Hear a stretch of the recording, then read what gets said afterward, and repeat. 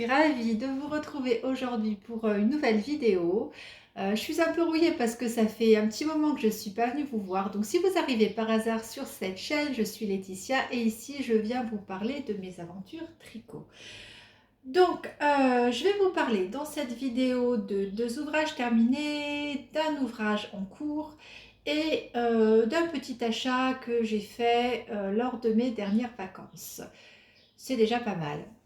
Donc, même si je suis bien occupée en ce moment, j'avais quand même envie de venir vous voir, mais je trouvais pas le temps. Donc, le premier ouvrage dont je vais vous parler, ben, c'est ce que je porte. Je vous en avais pas parlé la dernière fois, ou peut-être que j'avais envisagé de faire cet ouvrage, mais c'est chose faite. Il s'agit du petit top Emera de Sandrine C, qui est un petit top tout simple. Donc je vais vous montrer ça, tout simple, tout simple.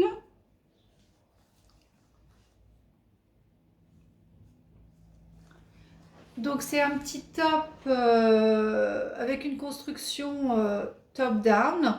Donc on commence par les épaules et on va venir tricoter jusqu'ici avant de rejoindre le dos et le devant. Donc on tricote d'abord le dos, on réalise quelques rangs raccourcis dans le dos pour rehausser les épaules, enfin rehausser l'encolure, enfin construction tout à fait classique. Ensuite on vient relever des mailles ici. Relever, ou alors c'était un montage provisoire, je ne sais plus. Non, je crois qu'on vient relever des mailles pour faire le devant. Bon voilà, une fois tout simple, une fois qu'on a rejoint, ben, c'est tout en jersey jusqu'en bas. Et puis petite bordure en côte. Petite bordure en côte 1-1. Bon, personnellement, j'ai fait des côtes torse. Lorsque le corps est fait, on vient remonter. Mince, j'arrive plus à parler. On vient. Comment on dit? Oh là là, ça va pas déjà. On vient relever des mailles. Oh là là, on vient relever les mailles, des mailles tout autour des emmanchures. Et puis on vient tricoter ces petits mancherons qui sont vraiment tout mignons.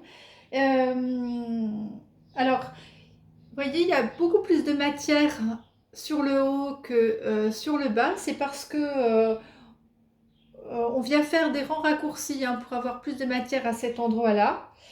C'est vraiment bête comme chou. Et bah, je suis très contente de cette réalisation. Ça faisait longtemps que je voulais le faire. En plus, c'est un modèle qui m'a été offert par Valérie. Valérie, c'est la maman de Lysandre. Coucou Valérie. Bah, tu vois, c'est fait. Il est tricoté et il est super chouette. Franchement. Et je l'aime tellement que bah, j'hésite à m'en faire un deuxième. En fait, je suis super bien dedans. Et je l'ai réalisé donc avec le fil qui est préconisé, à savoir la Merci de fil Colana, qui est un fil 50% coton et 50% mérinos. Et c'est très doux. Donc pour ma part, c'est la première fois que je tricote un top avec de la laine. J'étais très dubitatif parce que bon, j'ai entendu dire que la laine était thermorégulatrice et que on pouvait porter des petits tops au printemps sans problème, mais je n'étais pas trop convaincue. Alors, ben, en fait, c'est vrai. C'est plutôt vrai que ça tient pas si chaud que ça. Bon, j'avoue que quand il fait 30 degrés, bah oui, c'est un peu chaud, mais en fait, non, j'avoue que c'est pas aussi chaud que je pensais et pas plus chaud que un top en pur coton sport ou déca, hein. Donc, plutôt belle découverte. Et puis, alors regardez par rapport au coton, c'est que ça a quand même une très, une très jolie fluidité. Donc c'est pas raide comme le coton. Ce fil est vraiment idéal pour ce genre de modèle où il faut un petit peu de drapé. Et Ben, je pense que je vais en racheter parce que il est pas très cher. Enfin, disons que pour le métrage, il est pas très très cher. Je crois qu'il vaut quand même dans les 7 euros, mais il y a 210 mètres pour 50 grammes. Donc moi, il m'a fallu 3 pelotes et demi pour réaliser ce petit top. Donc pour une taille, donc j'ai fait la taille, je crois que c'est la taille 5, si je ne me trompe pas. En tout cas, c'est la taille de 110 cm de circonférence, hein, de tour de poitrine. Et bah, c'est ce qu'il faut pour ce modèle. C'est un modèle un petit peu boxy, il faut quand même un petit peu d'ampleur. Et bah, je suis très très bien dedans. Je trouve que voilà, il a un très joli tombé. Alors au départ, j'avais un petit peu peur parce que c'était pas très régulier, mais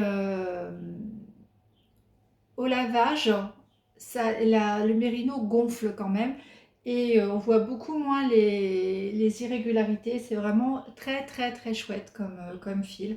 Alors ce coloris, c'est le coloris gingerbread, pain d'épices. J'avoue que c'est pas un coloris qui est particulièrement printanier, mais ma foi, c'est ce que j'avais.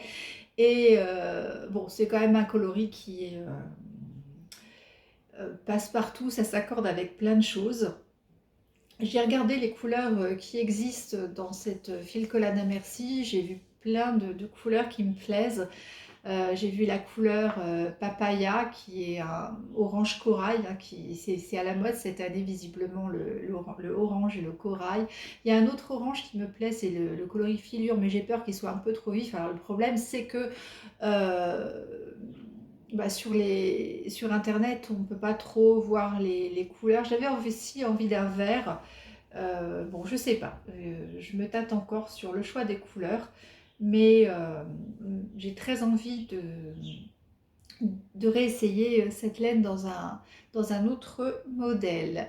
D'ailleurs, j'ai très envie aussi depuis longtemps d'essayer la coton mérino de Knitting for Olive qui, elle, a une composition un peu différente, 70% coton et 30% de laine. Donc, c'est une light fingering. Je pense qu'elle doit être très très chouette également.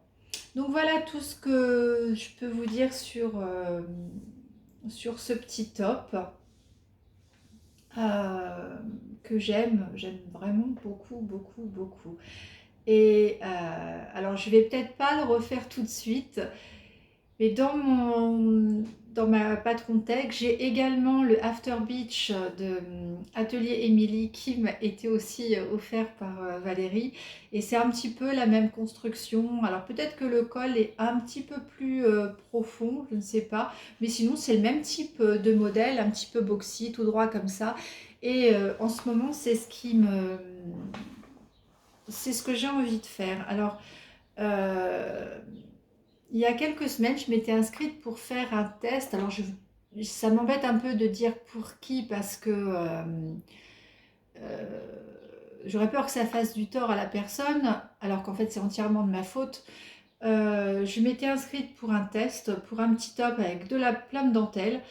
Et malheureusement, et c'est la première fois que ça m'arrive, j'ai pas réussi à aller au bout du test. J'y arrivais vraiment pas.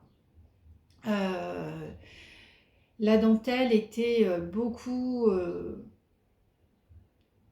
pas compliqué, mais en fait, il fallait avoir une disponibilité d'esprit que j'avais pas et bah, c'était devenu un petit peu un cauchemar parce que tous les soirs, je détricotais ce que j'avais fait la veille. J'arrivais pas à comprendre les instructions. Je faisais n'importe quoi. C'était devenu vraiment très très anxiogène parce que je me rendais compte euh, que j'arrivais pas à suivre les instructions correctement. Ça me demandait beaucoup, beaucoup trop d'intention à ce moment-là et j'avais vraiment un peu honte. Mais j'ai fini par voilà, prévenir la créatrice que malheureusement je ne pouvais pas aller au bout du test, que j'y arriverais pas dans les délais parce que ça me prenait trop de temps puisque je passais mon temps à démonter ce que j'avais fait, Quand il fallait faire la grille de gauche, je faisais la grille de droite. Enfin, plein d'erreurs d'inattention. C'était un modèle beaucoup trop exigeant pour moi en ce moment. Parce que bon, bah, j'ai d'autres préoccupations, on va dire, dans ma vie personnelle. Et le tricot, il faut que c'est quand même, ça doit être un loisir. Et si ça devient une corvée, ben, je vois plus trop l'intérêt. Donc, c'est pour ça que je me suis tournée vers ce genre de modèle. Je me suis dit que bon, bah ça, pas de souci, je peux tricoter sans réfléchir. C'est vraiment un modèle idéal. Voilà pour ce premier ouvrage terminé. Alors le deuxième ouvrage terminé, alors celui-là c'est pas une surprise parce que je vous en ai parlé plein de fois. Il est en cours depuis le mois de février. C'est ce fameux So Basic Sweater de Maxime Cyr que j'ai tricoté pour mon fils et qui est enfin terminé et qui est superbe ma foi. Donc je l'ai tricoté dans la qualité Lou de Woolissime, hein, qui est une 100% mérino. Et bon, il m'est arrivé quand même quelques petites aventures avec ce pull parce que j'ai voulu refaire mon rabattage à l'italienne que j'avais beaucoup trop serré. Et il était tellement serré et avec cette couleur sombre que je ne voyais rien et j'ai fait des bêtises. Donc j'ai dû couper bah, à ce niveau-là et j'ai tout refait. Alors en deux et demi, ça prend quand même un certain temps. Et voilà, il me reste quelques fils. Donc je vais pas m'éterniser sur ce pull parce que je vous en ai déjà parlé plein de fois sur les vidéos précédentes. Il est très chouette à faire, mais très long. Alors je n'ai pas pu l'offrir encore à mon fils parce que bah, il est à l'étranger jusqu'au mois d'août. Donc je pense pas le revoir avant. Et j'ai quand même une petite angoisse parce que bah, ces deux frères sont venus me voir l'autre jour et ils m'ont dit que ça allait être trop petit. Ils l'ont essayé, ils m'ont dit oh là là, c'est trop petit, ça va pas aller. Ils l'ont essayé, oh là là, c'est trop ajusté. Alors me dites pas que j'ai fait ça pour rien les garçons, s'il vous plaît. Donc je vous avoue que j'étais un petit peu désespérée. J'espère qu'il va pas être trop petit. Pourtant, j'avais suivi les dimensions d'un pull qui va bien à mon grand. Il m'avait dit, bah, je lui avais dit, est-ce que tu peux me sortir un pull qui te va bien? Et il m'avait sorti donc un pull sur lequel j'avais pris des mesures. Et il m'avait dit juste 1 ou 2 centimètres en plus. Donc, bah, c'est ce que j'ai fait. Mais bah, mes garçons me disent que ça va être trop petit. Alors après, en même temps, c'est vrai que mon grand aime bien porter des choses, des vêtements plus près du corps, alors que ses deux frères aiment bien porter des sweats, des vêtements dans lesquels ils sont particulièrement à l'aise. Mais mon grand a quand même une bonne carrure, quoi. Donc j'espère que ça va aller. Alors la couleur est beaucoup moins nuancée en réalité, hein, que ce que je vois. Donc ça, je vous en parlerai bah, au mois d'août quand j'aurai pu offrir ce pull à mon fils. Et je croise les doigts pour que ça aille. Pour l'instant, bon, donc il va retourner au placard. Je vous avoue que pendant quelques jours, j'étais un petit peu dégoûtée. Puis après, je me suis dit, bon, bah écoute, ça va peut-être aller. Et je serais vraiment très déçue si je devais démonter ce pull. Hein. En tout cas, je ne referai pas parce que il me sortait par les yeux au bout d'un moment. Donc voilà pour ces deux ouvrages terminés. Maintenant, projet ouvrage en cours.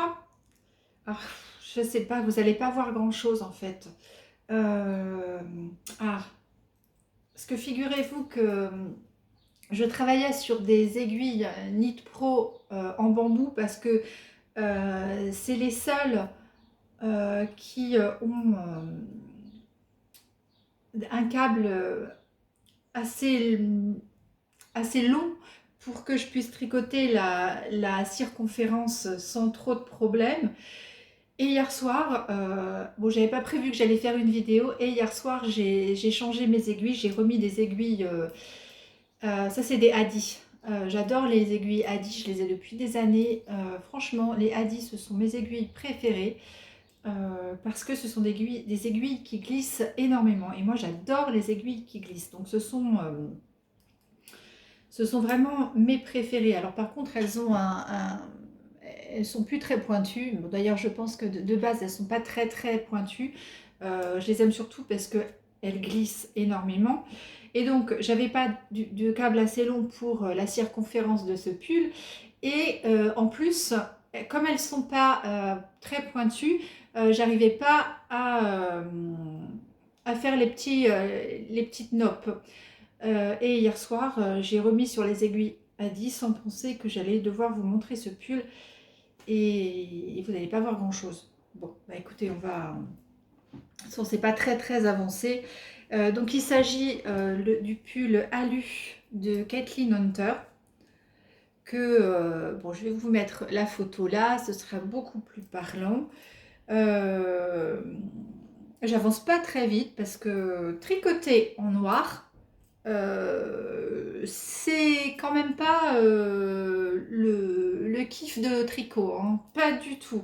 Même si il y a une bonne luminosité en ce moment, tricoter en noir, vraiment, mais je ne sais pas ce qui m'a pris. Euh, j'espère que ça va être réussi parce que ça, j'ai aucun plaisir pour l'instant à tricoter ce modèle. Alors la laine, elle est très très chouette, c'est l'extra fine Merino euh, de Drops. Et j'avais une mauvaise expérience au mois de septembre avec cette laine pour un autre modèle, le petit pull Ingrid que j'avais tricoté pour le bébé de ma filleule. Et j'avais plein de nœuds. Bah là, pas du tout, hein. Comme quoi, bah, ça dépend des lots. Et là, la laine est très chouette, hein. Là, pour le coup, cette fois-ci, j'ai rien à redire. Sauf qu'elle est noire. Mais bon, enfin, ça, c'est de ma faute, hein, en même temps. Tricoter du noir, c'est l'enfer. Donc, pour l'instant, j'ai pas beaucoup avancé. Alors, vous voyez, donc voilà, on commence, on peut voir le col ici. Donc le col est terminé, c'est un très long col en V. Alors ça, c'est très agréable à tricoter, j'ai beaucoup aimé. Enfin, en V, il a une construction particulière, c'est ça qui m'avait plu sur ce modèle. Et ensuite, il y a une dentelle qui, pour le coup, est une dentelle très très simple. Alors, je vais essayer de vous montrer, j'espère qu'on va voir quelque chose. Voilà. On voit un petit peu. Avec des petites noppes. Est-ce qu'on voit bien? Voilà, je pense que là on voit. Alors, on les voit pas très bien, ces petites noppes. Euh,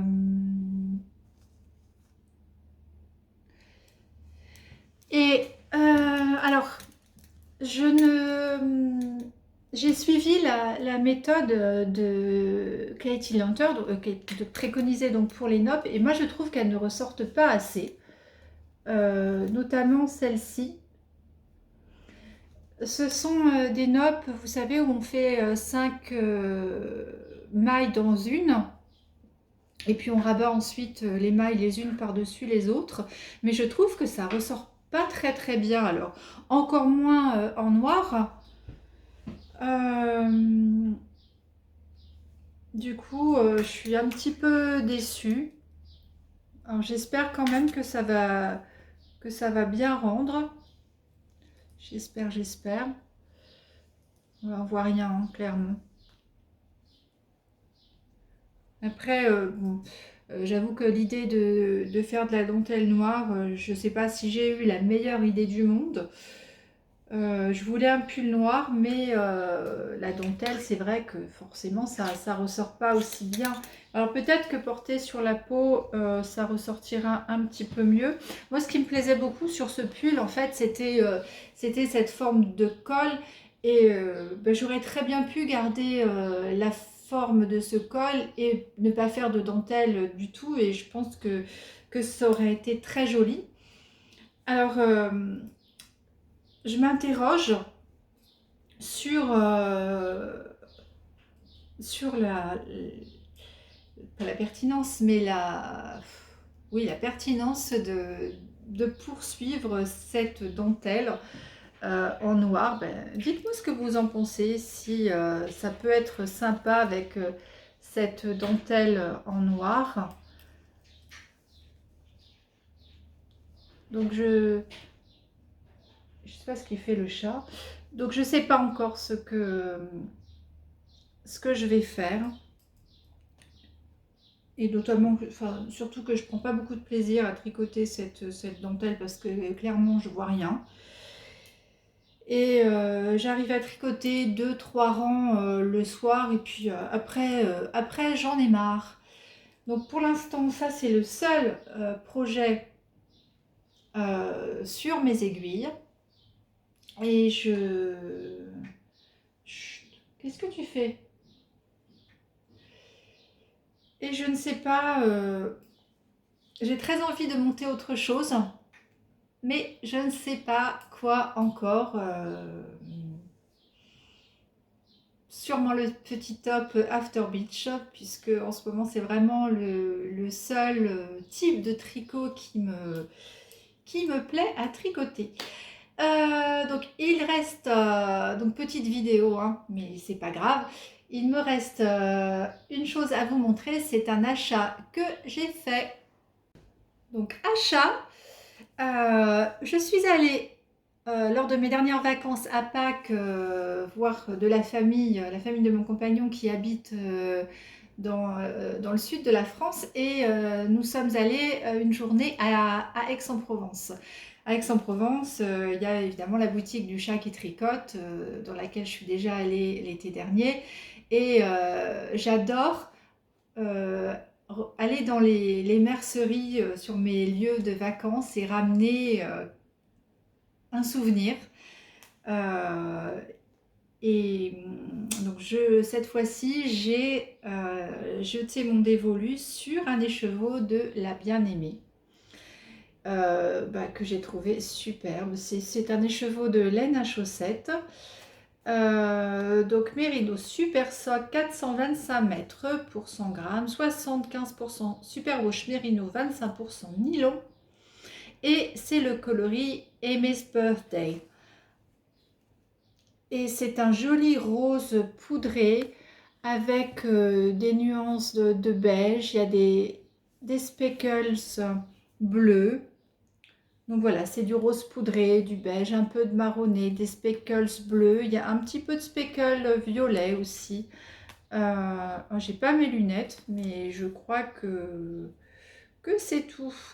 Mais c'est vraiment très très beau. Alors je sais pas quoi en faire encore.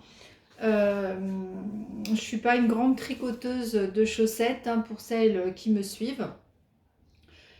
Peut-être que je vais faire un châle à un écheveau, peut-être le Venezia Shawl de Rory Locatelli, peut-être, ou un autre modèle. Mais ça va dépendre en fait du rendu de la laine sur le dévidoir. Parce que si je vois qu'elle est vraiment, vraiment très, très différente d'un endroit à l'autre de l'écheveau, je vais peut-être m'orienter donc vers un châle, mais pas forcément un écheveau, peut-être mettre une autre couleur, un châle donc avec un écheveau de beige par exemple, ça je pense que ça pourrait être très joli.